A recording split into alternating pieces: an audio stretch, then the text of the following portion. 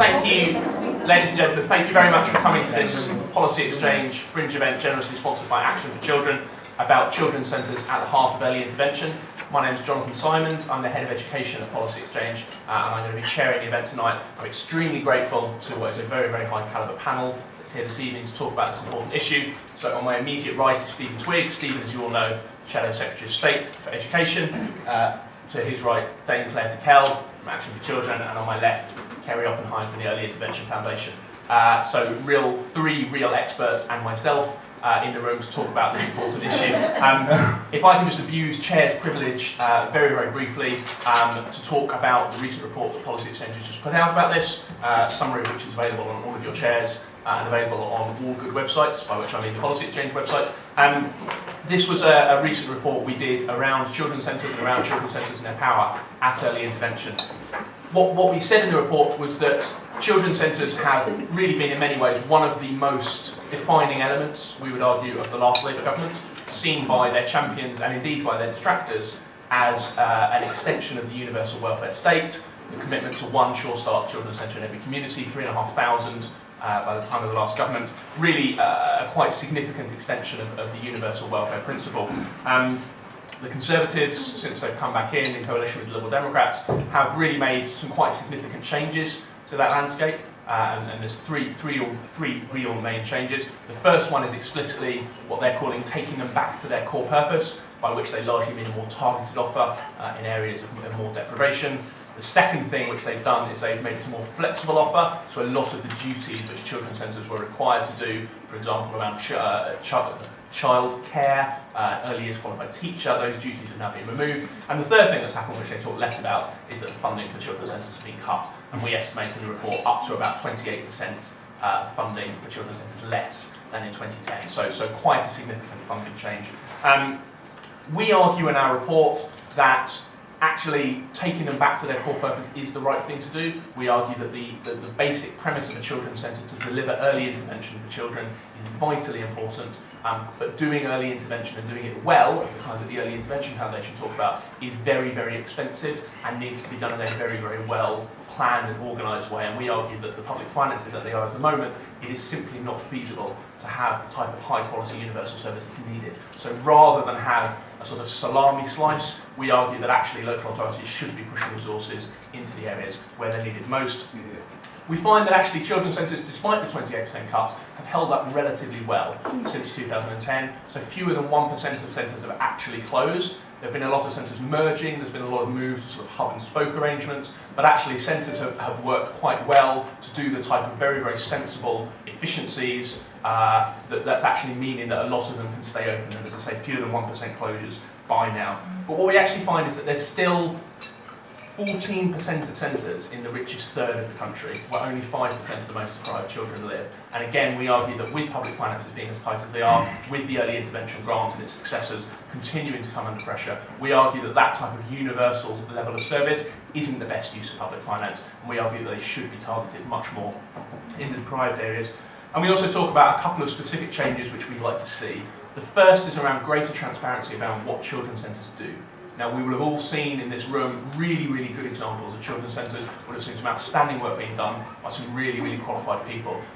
But the difficulty is that if you're a local authority commissioner, or you're a parent, or you're a carer, or even your central government, it's actually very, very difficult to compare two children's centres or two groups of children's centres, because each children's centre almost self-defines their own measures of success. And in fact, the Ofsted criteria are explicit that there are no real universal success criteria, and children's centres are expected to deliver their own kind of longitudinal evaluation of how effective they are. Now, we think that's a slightly absurd thing to ask, and actually if you can cross it to the school sector, it's quite easy to compare schools. Now, we can all argue about the perverse incentives of leak labels, but for better or worse, I can say school A is doing this and school B is doing this on the same measure. We can't do that with children's centres at the moment, and we argue that when times are tight, and local authorities are looking to see which children's centres are performing well, there needs to be much, much more consistency over the type of things they're doing and over the types of measurements. And the second thing we argue for is transparency of funding.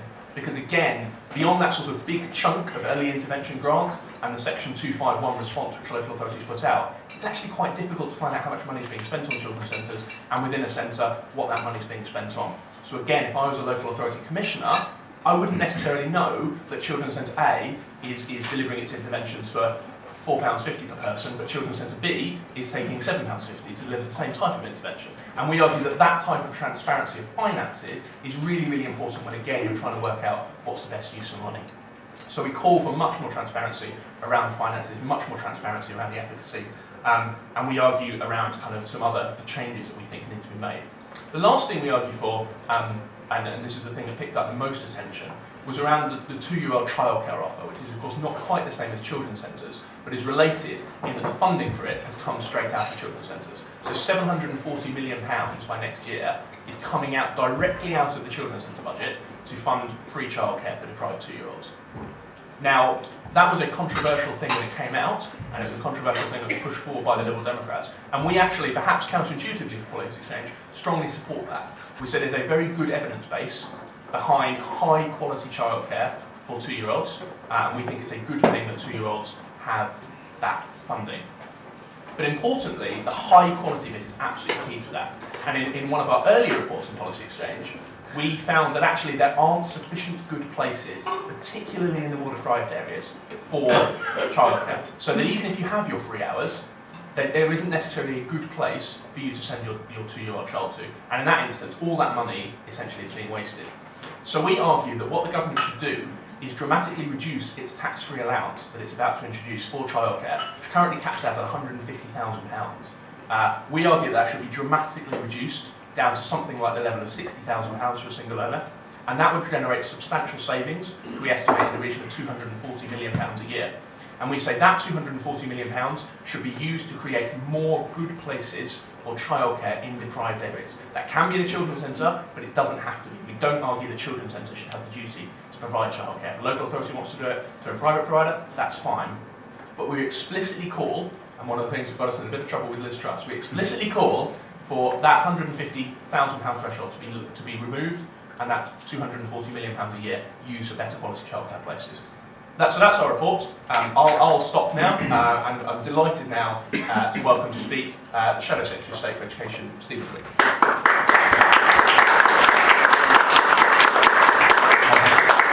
Thank you very much indeed, Jonathan, and good evening, everyone. It's great to see so many people here, and to give thanks to Policy Exchange and to Action for Children for putting on this event, because I think it's a very important event. A big theme this week, of course, has been around the cost of living crisis, and we've had announcements on childcare, both wraparound childcare for primary age children and extending the free offer for 3 and 4-year-olds from 15 to 25 hours a week, where all the parents in the family are working. And they may be issues that people want to talk about here this evening. But the focus for this evening is early intervention and the impact that children's centres and investment in early years can make in terms of life chances. We know that we are still a very unequal society. We know that the inequalities that exist in terms of the attainment of children in schools open up at a very, very young age. And one of the big drivers behind the decision to set up Sure Start in the first place was about trying to change that, trying to address that. Now, when I spoke to the conference on Sunday, I spoke about Sure Start as perhaps Labour's proudest achievement. And I think what we did with Sure Start, the emphasis on the early years, the creation of the network of children's centres that Jonathan has just described, is fantastic. And I had the chance yesterday to visit the Roundabout Children's Centre here in Brighton and see many of the brilliant, brilliant things that they're doing. We've had in the last year the establishment of Labour Friends of Sure Start to really provide a voice for that crucial, crucial policy. So it's right that we celebrate. But in celebrating, we also have to acknowledge that we're going to have to make some tough decisions. If Labour wins in 2015, we will inherit a difficult fiscal position. Any changes that we want to make in terms of spending will have to be within the education budget. But I am very determined that early intervention in general and early years provision in particular be given the priority by a Labour government that frankly they haven't been given by this government. And as Jonathan said, we've seen very significant reductions in the amount of money for early intervention and early years, far bigger than the revenue cuts across Department for Education as a whole. And that is the reality of what we will inherit, and it will mean some tough decisions. Now, recently the all-party parliamentary group on Sure Start published a report, and I think it has some useful recommendations to assist our discussion tonight. My colleague Sharon Hodgson, who leads on early years within the Shadow Education team, co-chairs that group with the Conservative MP Andrea Leadsom. Their report sets out 25 recommendations to strengthen the Sure Start service. You'll be pleased to know I'm not going to go through all 25, but they include the very important point about better coordination with health services in order to take a holistic approach to early development. And I was struck at Roundabout that the model there, and I think it's the model for all of the children's centres here in Brighton and Hove, is one that is led by the health service. And I think it was interesting, and I think there are lessons that can be learned from that in terms of developing a more holistic approach. They recommend, and I endorse this, shifting the focus more towards early intervention, and they make recommendations around the measurement of performance and outcomes, similarly to the recommendations from Policy Exchange that we've already heard about.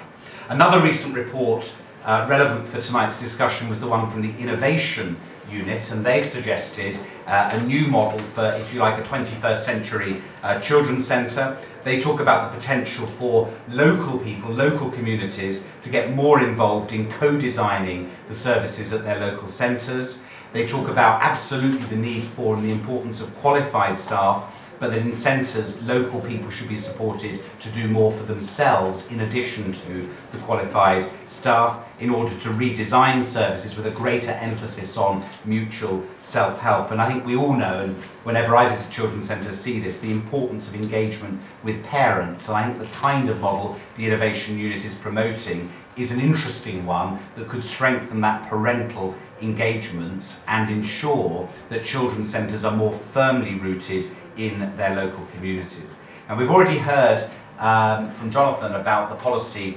Exchange report, and it does make very interesting reading. And I think the suggestion that Jonathan has made of a change in terms of what the government has proposed with tax relief and using some of that money, using all of that money that would be saved in order to improve the quality of the two-year-old offer, I think it's a very interesting idea, and it's one we will want to consider very, very seriously.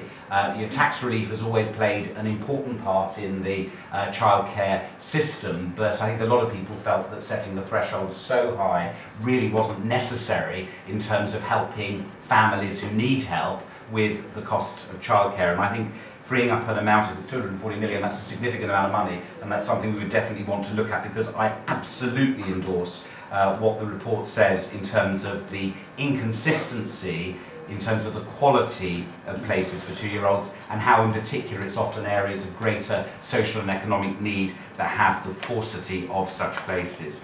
As we've already heard, the report also makes recommendations to strengthen the collection of performance and financial data. I think that is important. We need to examine how we best do that, but without falling into the trap that you yourself alluded to of going completely down the school's route of so much data collection and accountability that it can become counterproductive. But I think that is an important debate that we need to have, and I think it's vital that we strengthen the training and development, not just the staff, which your report talks about, but also for those involved in the administration of children's centres, including governors and the volunteers that I spoke about in terms of the Innovation Unit's proposal. There is a central challenge and dilemma in this whole debate that has always been part of our debate about early years, which is between the universal and the targeted. And Sure Start was always predicated on a mix of the two, that there was the targeted element and the universal element. And I'm very conscious, thinking about my own constituency in Liverpool, when the council first considered closures in Liverpool. In the end they decided not to make closures, but initially they looked at closing centres in the 5 least deprived wards, one of which was in my constituency. The usage of that centre was quite high, and it was quite mixed. I mean, there were a lot of middle class parents using, but actually there were a lot of working class and poorer families who chose to use that centre rather than the one that was nearer to them. And I think there's some interesting issues about that, so it's not always straightforward.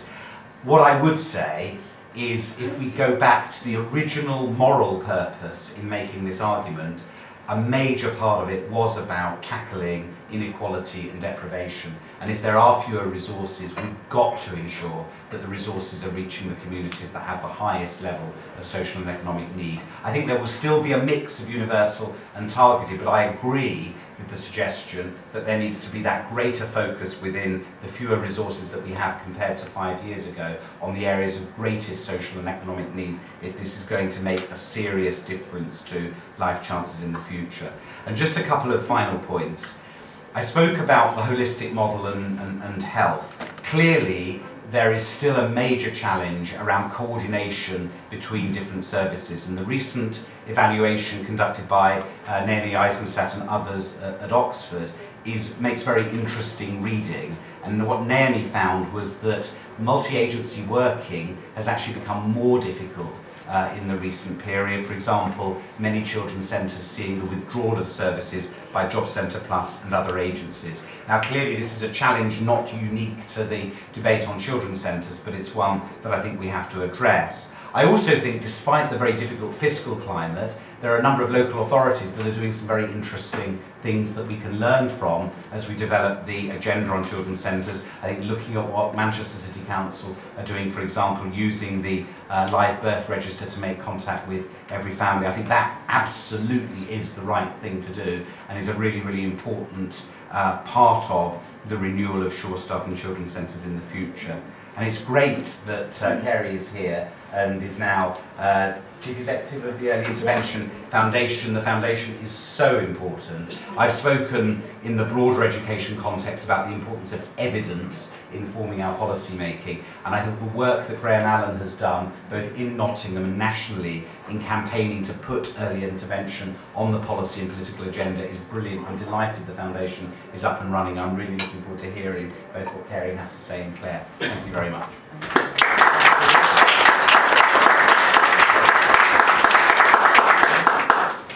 Thank you very much, Stephen. Well, Stephen, having done my introduction for me then, next speaker is indeed, you did it far better than I would have done, is indeed Kerry Oppenheim, Chief Executive of the Early Intervention Foundation. Thank you very much, and thanks Stephen for that welcome. I'm really excited to be doing this job. It's both a really important job, but also a privilege to be working on an area that I feel passionate about, but also combines sort of evidence and practice. And I'll tell you a little bit about how the foundation is working. I thought this was a really good report. It's incredibly thoughtful, it's very well evidenced, and it's very practical as well. So it's absolutely the best kind of think tank report that is fulfilling those functions. And interestingly, you already make a call on the Early Intervention Foundation. I've been in post, I think, I've been in post for a couple of months, and the Policy Exchange asks us to kind of look at some of the evidence on programmes that are effective and ways of working that are effective in children's centres, and we absolutely will be doing that, and I'll talk a little bit about that.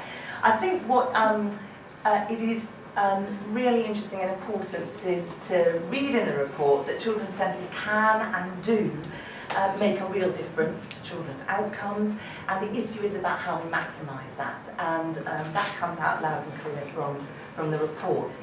As an evidence-based centre, we're one of the government's network of what works centres, so we've got to be really focused on the things that can make a difference.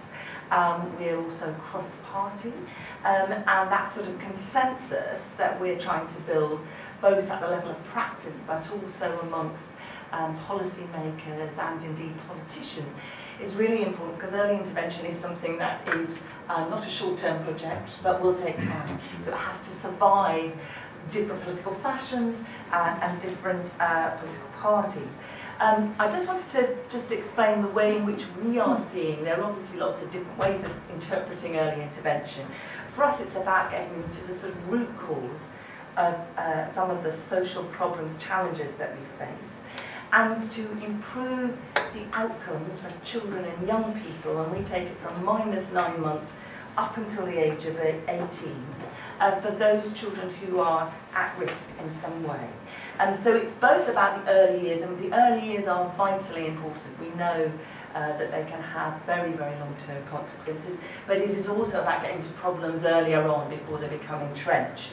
And so actually one of the interesting questions about children's centre Sure Start is that it's of course very centrally about the child, but it is also about the family and also about that child's ability to become a good parent himself or herself as well. So that sort of intergenerational context I think is important to bear in mind. So we're thinking about the child outcomes, but also that the child then goes on to be a parent. In that mix of how do we both get to the root of social problems and improve children's outcomes, we're also very interested in how can we use money more effectively, and that's obviously particularly important in the current context. But also if you can get to the problems earlier on, if you can get to a child before they start to exhibit much more problematic behaviour, say later on in school, it is easier, less interventionist in a sense. You know, you don't have to put people through very difficult, you know, whether it's children being taken into care or other kinds of interventions. And it is also cheaper. So ideally, you will get a win-win situation. So we're very interested in that combination of outcomes. We're there to assess the best quality evidence. And that is evidence about the kinds of programs, about the parenting program, but it's also about practice. What is the difference on the ground? We're there to advise. So we're working initially with 20 places across the country. I noticed with relief we have Newcastle in the northeast, having listened to Ed Miliband's speech, as well as Poole in the southwest. We're involved in both cities like Manchester, Greater Manchester. They put a group together who are very advanced in this area, and also Dorset. So it's, you know, in the countryside, in cities. And those 20 places, most are local authorities, but they're not all local authorities, are there to test out what are the things that they've found works on the ground. So they are giving us evidence, and we are also giving them evidence, and they're working together. So that's a key part of how we'll work. Some of the key dilemmas and issues raised in the report. So how far you target or not and how far you want a universal service is, I think, a really important issue. And I think the way I would think about it is that the sort of universal service is a bit like a fishing net. It's your gateway into the service. And I think it is very important to think about how you can use your spend very effectively once you are in that service. So it's a combination of getting people through the door and then making sure that what you're doing within a children's centre is going to reach the children that need it most. So that call for transparency, I think, is really central. So we don't actually know, as the report says very clearly, and as you said, we don't actually know exactly what goes on in children's centre and what are the things that are effective or not. So one of the things we want to do as an evidence-based centre is to look at some of those things. Which are the programmes that are effective, with whom, when, how. The point you make about quality childcare is absolutely right. We know there's powerful evidence that quality is crucial, and it's really important not to compromise on that. The three issues that I just wanted to raise was one, and the report says this very clearly at the beginning, the relationship between helping children develop their cognitive skills, the things that are about their numeracy and about their sort of academic skills, is really important, but so too are all the things that are indeed often harder to measure: their language, how they relate to each other, how they control their behaviour, and their emotional skills. And Graham Allen's been very powerful about talking about the sort of social and emotional dimensions. I do think that's very important, not only in the early years. So I think that both cognitive skills and non-cognitive ones are important for the under fives and are important throughout the education system. And having just been a teacher very recently, that actually the ability to sort of sit down and concentrate and empathise and relate to your fellow classmates is about how well you learn. And we need to think about those things together. So that's one key issue. The importance of sort of, I think, what I would call relationship-based policy. So which is about the skills of the workforce, but what is it that makes an intervention work? And that's so much harder to measure. And we tend to be much better at measuring the hard things and less good at measuring the other things. So how do we capture that there's a whole new set of a workforce, the family support workers, generally they're called. We don't really know that much about them. They're a relatively new group of the workforce, yet they have a really important role in children's centres. So I'm also interested in how can we support and develop that workforce to make sure they're really making an impact.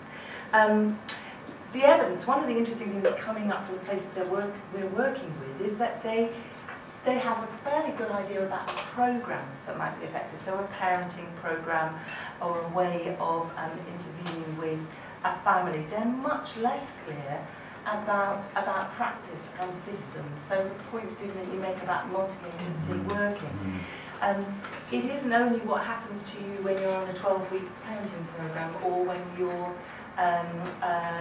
involved in some really important play activity.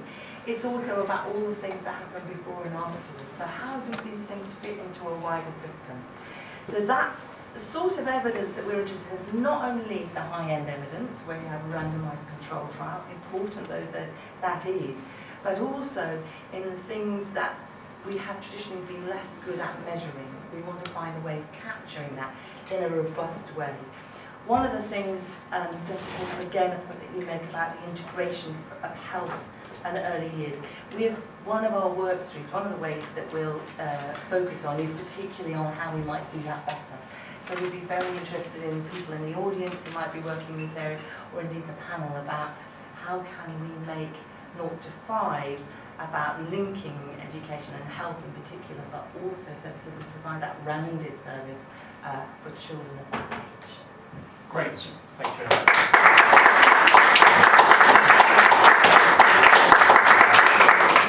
Thank you very much. And our third speaker for this evening is Dame Clare Tickell. Dame Clare is the Chief Executive of Action for Children.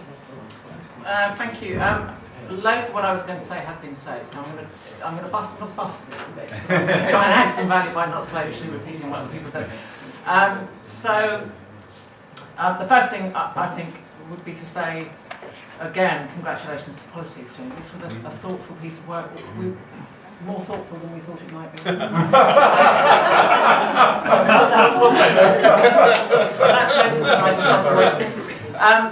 And what I'm going to talk about, because really Stephen and Carrie haven't, is just, we are a practitioner organisation. We run around 250 children's centres across England.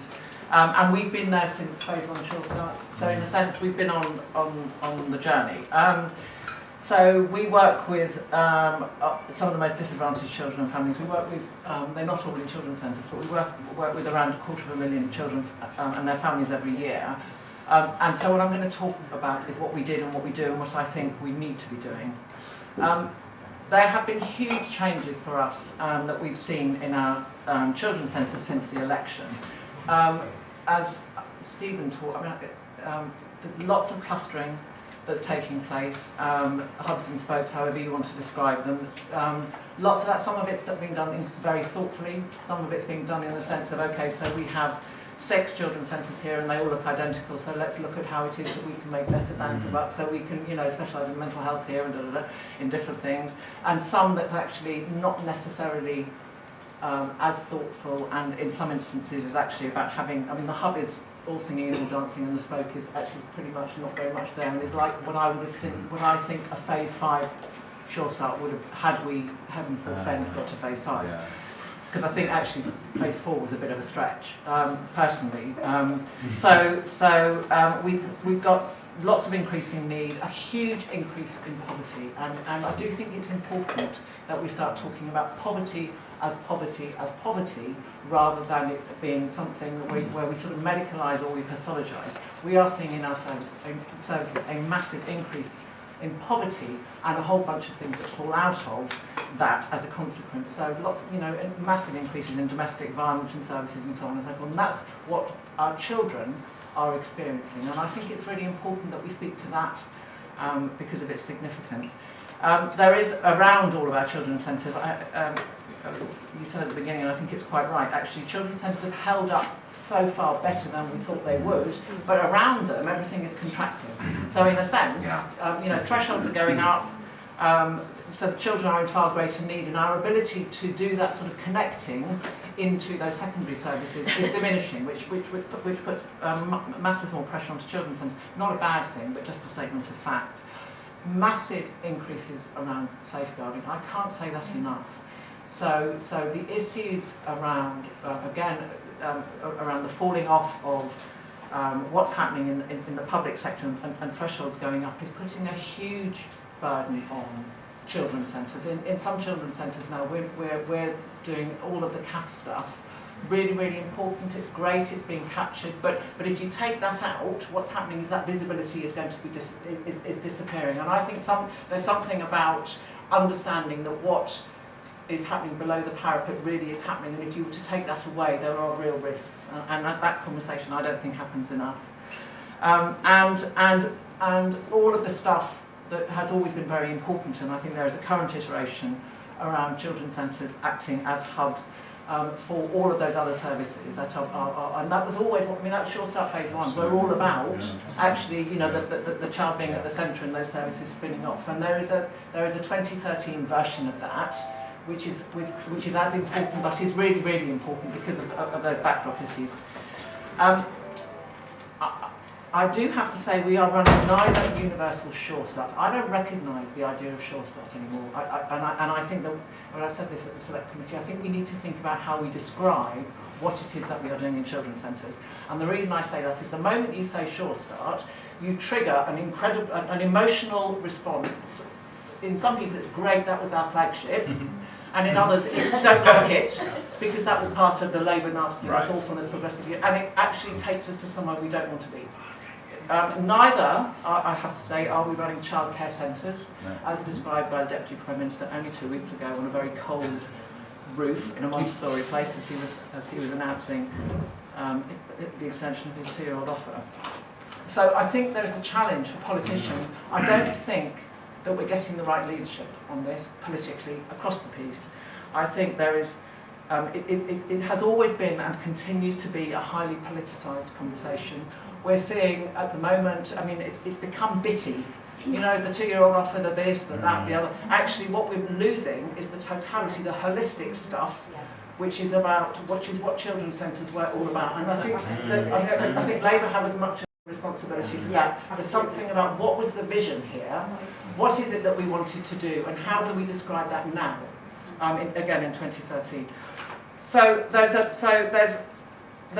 an opportunity, I think, now to think. So let's pick out the best.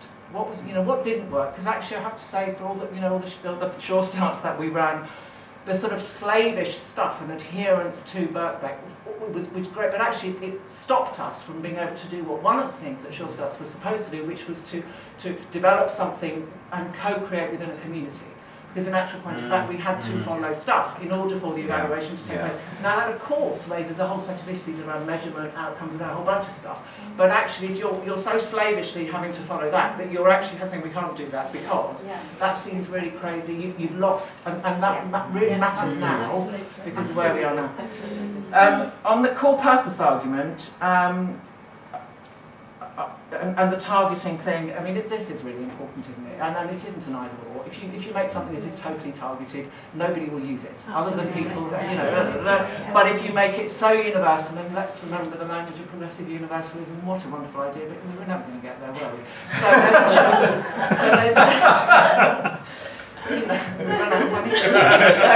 So there's something about what's the right balance to make sure that we are creating, we have something that has the benefits of driving standards up and won't exclude people, but is realistic about what it is that the most vulnerable children and young people might need.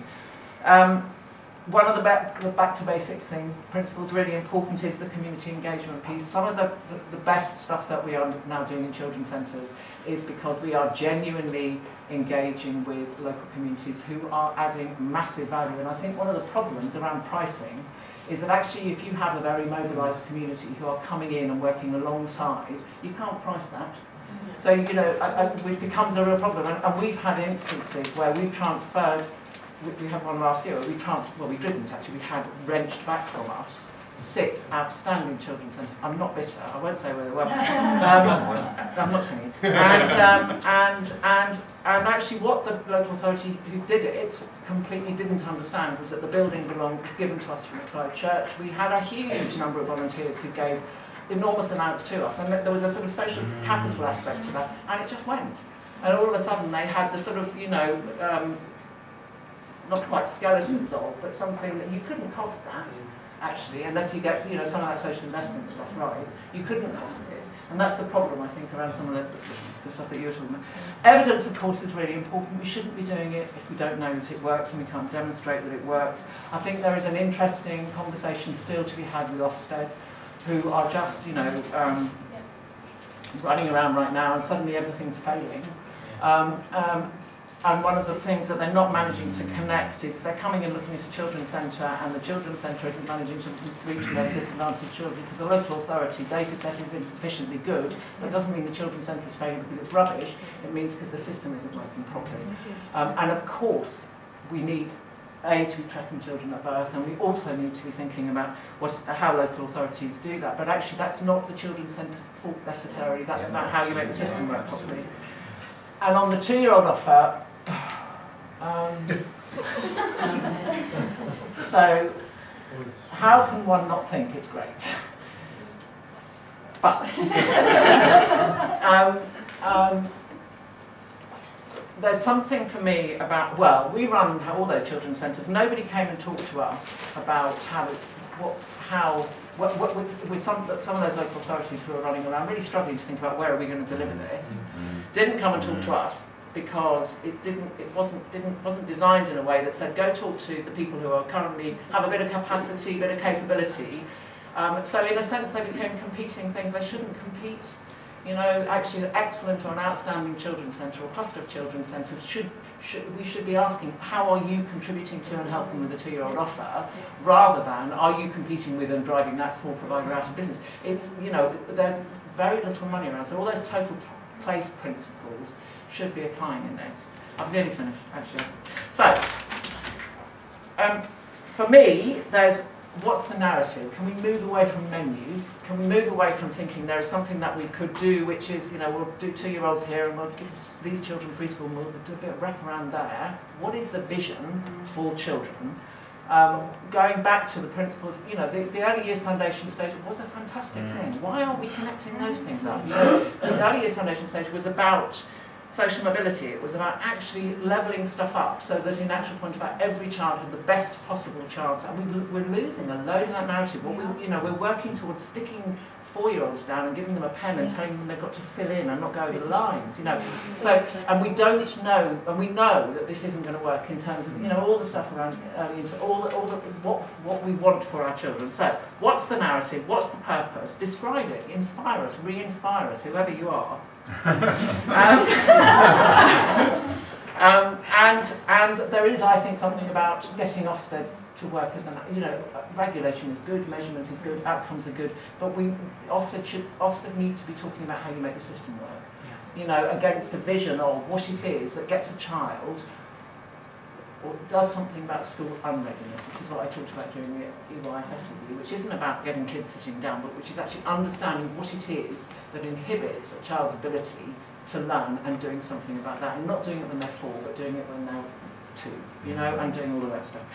And the last bit is just about leadership, that the importance and the significance of leadership. The best children's centres have highly qualified, inspirational leaders who feel that they have control of something that is very precious in their community. They engage with their community and they do amazing things. And that, for me, is part of that vision and part of that narrative.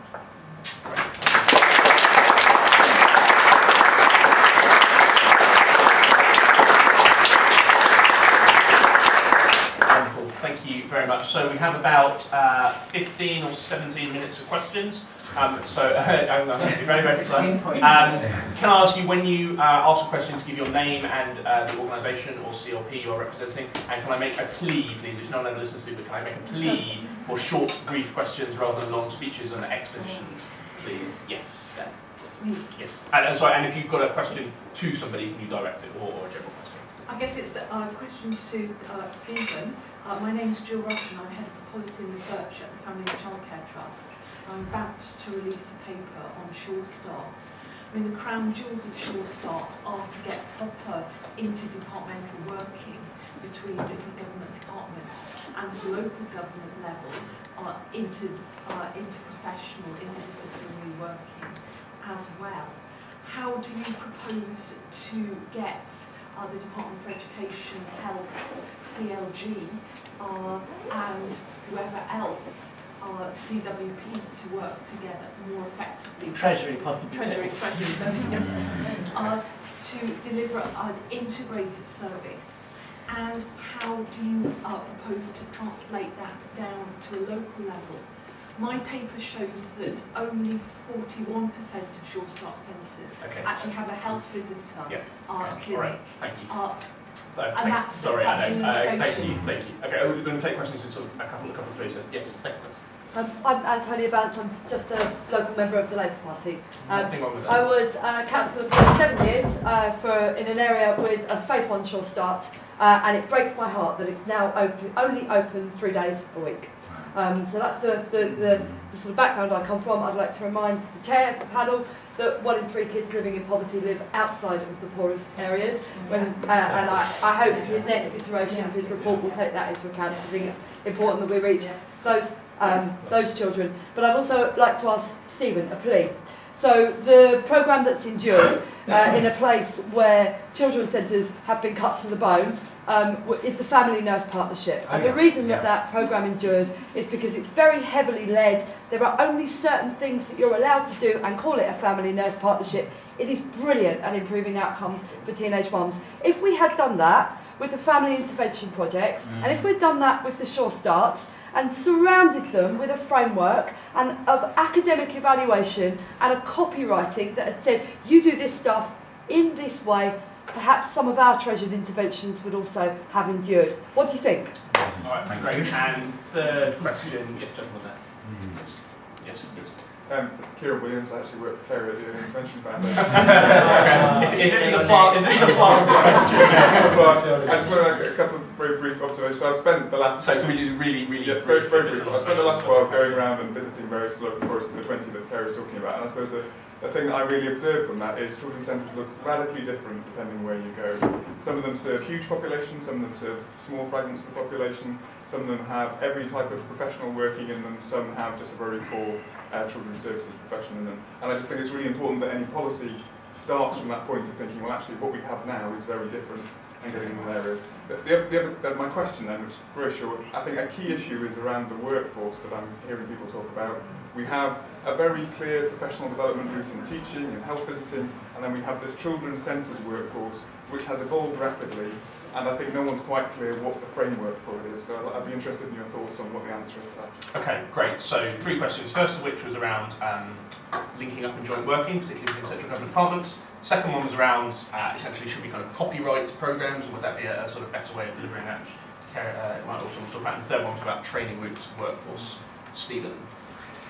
Jill, I'm hoping your paper will help me answer your question, which is a classic politician's cop-out answer to a difficult question, but clearly achieving that coherence nationally, but perhaps even more importantly locally, is going to be of vital importance. And I think what we need to do in the next phase of our policy development in opposition is to start working on that in opposition far more thoroughly than we have been, but clearly that only prepares you so far. If we do win in 2015, it's breaking down some of those barriers in central government, and I think we need more conversations, frankly, with people who are much more experienced in this than I am to get that right and to learn from the evidence of where that worked and where that frankly didn't work previously. But genuinely, I do look forward to seeing your paper and any suggestions that it's got in that regard.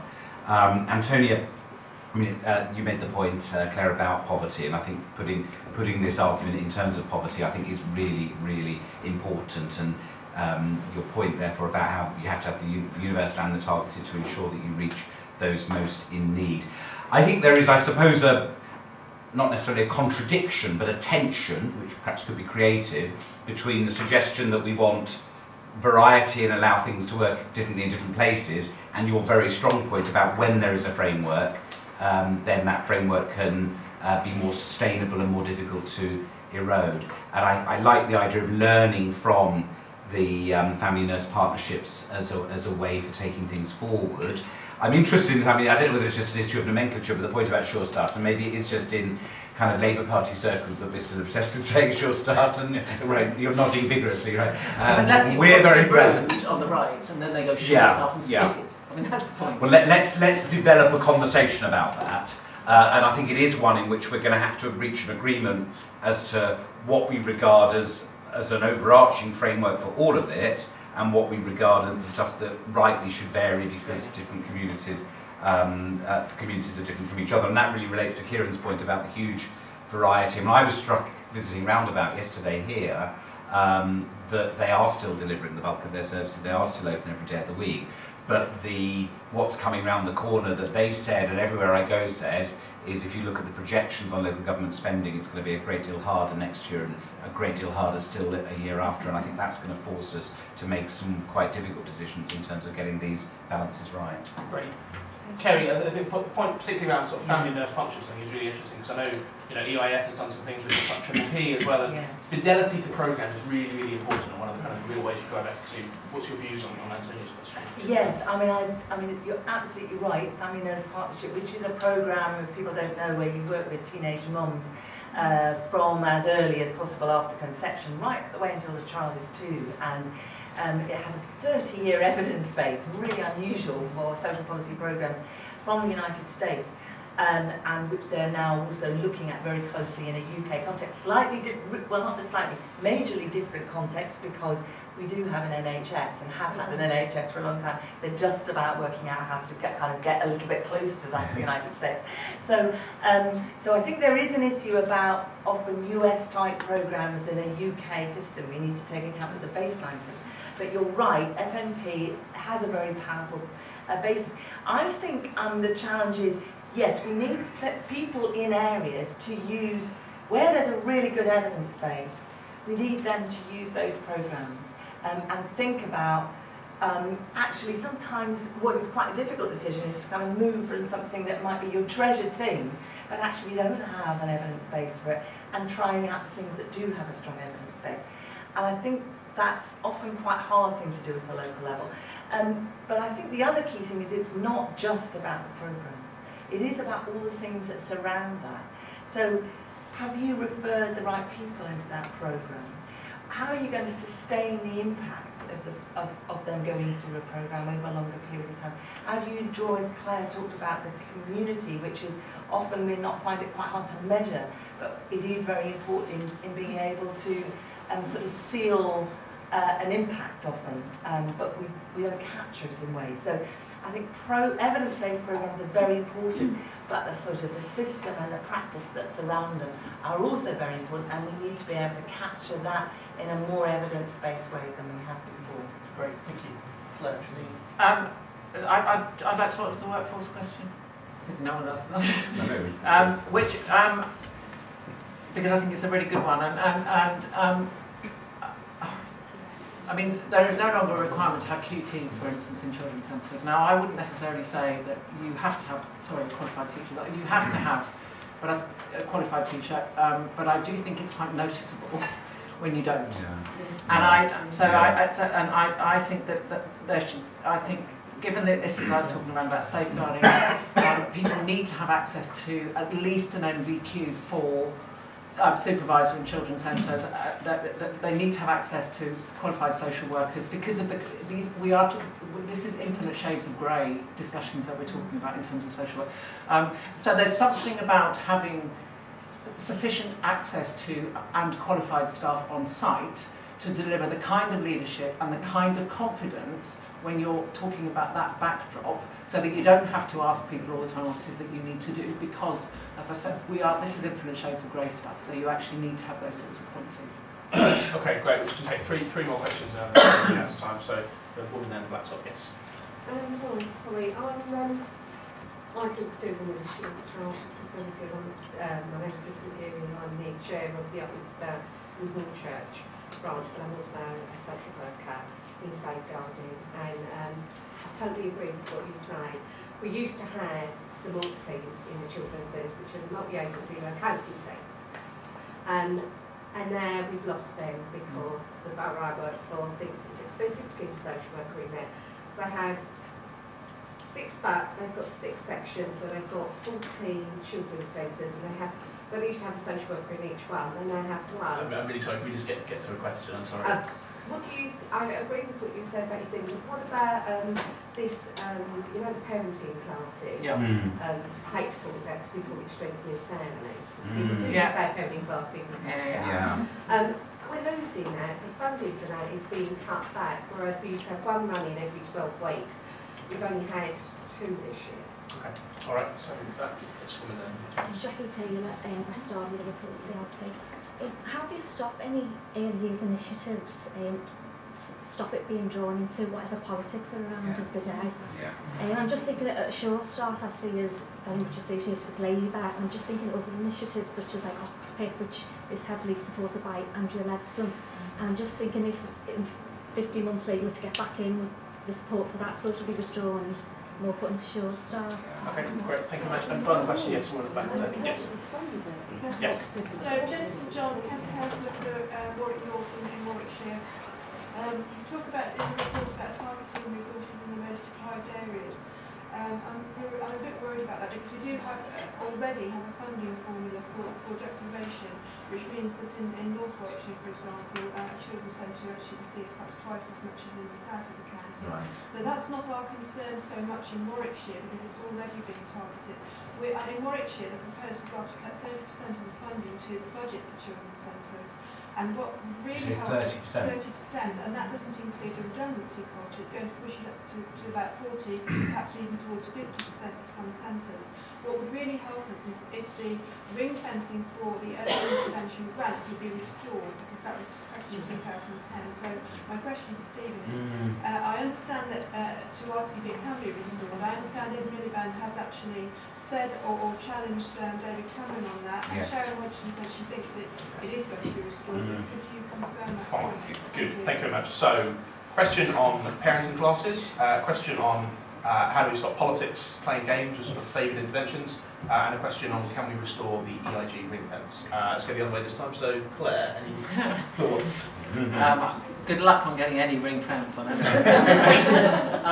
But actually, I take the 2 questions. The depoliticisation question is a really good one, I think, and there is just something about if there is a vision, which is actually what it is that children's centres can do, that begins to answer the question about the politicisation. And why is it that we are running children's centres? What is it that we want out of them? How do we measure them? How do we know that they're effective? And what does good look like? And what does good look like in a measured way in terms of what impact is it having on its community, which makes it easier to have those conversations when that politicisation is taking place. And I do think, find a new language. Naomi says, let's call it a banana, but let's stop finding ourselves a victim of language.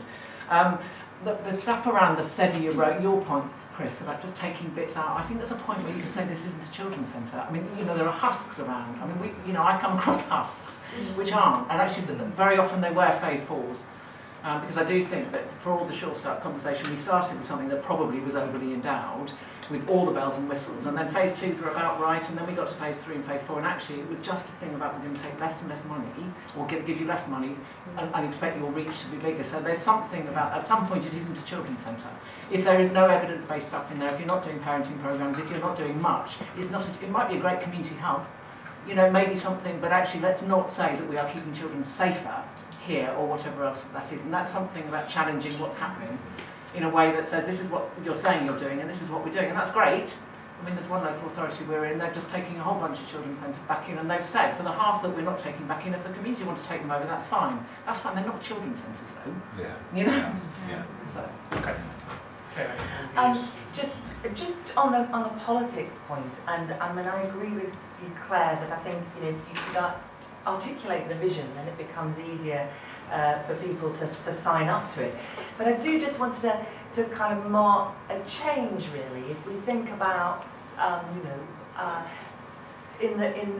actually there is much more of a consensus on the importance of the early years, the early 5s, and childcare and its role and indeed also consensus, I think, on the importance of early intervention as a preventative strategy than there was, 15, 20 years ago.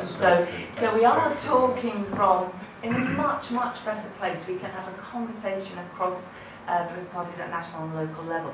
I think in terms of at local level, one of the things that our places are saying to us is, please give us a business case, please help us articulate the way in which early intervention can prevent much more costly and damaging outcomes for children and society more generally by investing early. And so, and that's partly about language and narrative, but it is also about using evidence. But as you said, it can take a long time to find the evidence.